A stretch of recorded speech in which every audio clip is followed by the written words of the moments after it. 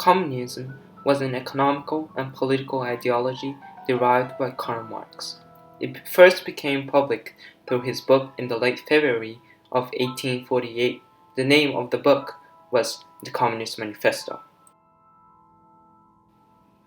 In the draft of A Communist Confession of Faith inside the book, the communism's aim is clearly stated that our aim is to organize society in such a way that every member of it can develop and use all his capabilities and powers in complete freedom and without thereby infringing the basic conditions of this society. to achieve this, communism was expected to rise against the current society to create a stateless and classless world because they claimed that the modern bourgeois society that has sprouted from the ruins of feudal society has not done away with class antagonisms. It has but established new classes, new conditions of oppression, new forms of struggle in the place of the old ones.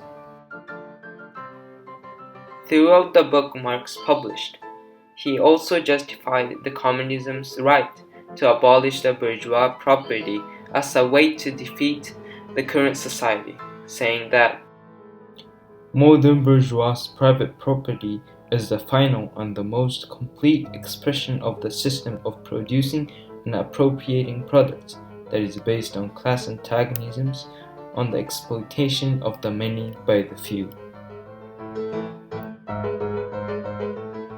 on March 8th of 1917, the Russian Revolution occurred.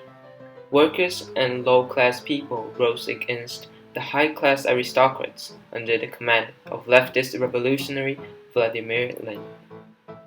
This violent revolution finished the Tsarist rule and formed the Soviet Union. This new nation was based on the communist ideology written by Karl Marx. However, the communist ideology didn't work as it was expected to be. When the Communist Party, also known as the Bolsheviks, took over the power, the government quickly took and nationalized bourgeois private properties, such as large farms and factories. In the beginning, everything seemed to be going well. Peasants and workers gained freedom from their owners and received an equal amount of supplies from the government. But in reality, the Soviet Union had many ideas and policies that contradicted the communist ideology. These contradictions and the competitions against capitalist nations are said to be the cause of the oppression and dictatorship in the Soviet Union. One of the biggest and the worst contradictions was the creation of two classes. In the Communist Manifesto, Marx states that communism aims to create a society without social classes in order to achieve equality. However, in the Soviet Union, peasants and the government were still separated.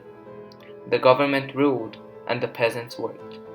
Furthermore, the government took everything the peasants made, claiming that everything should be distributed equally to everyone.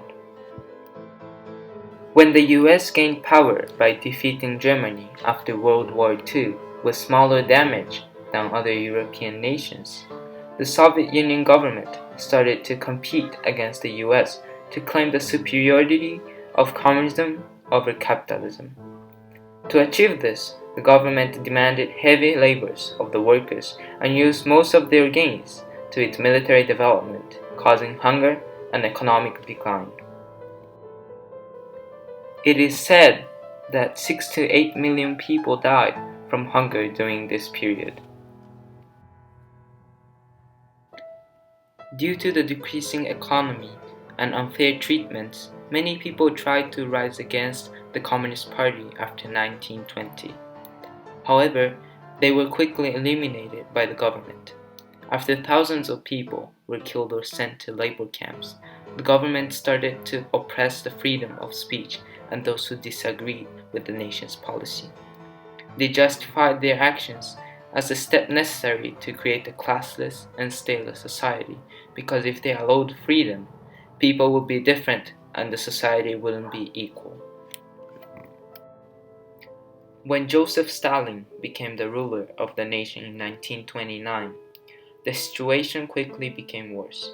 The government no longer cared about its ideology, but its control and power over the population. Today, many historians say that Soviet Union's core ideology transformed from communism to Stalinism in that period of history. By the time the Soviet Union collapsed, more than 9 million people were killed, and the communist ideology that Marx had derived and people had demanded in hope to gain equality had lost its power and support from the world. In the end, we can say that communism was expected to create a society where there is justice and equality. However, in reality, it became a movement where people were oppressed under an absolute power.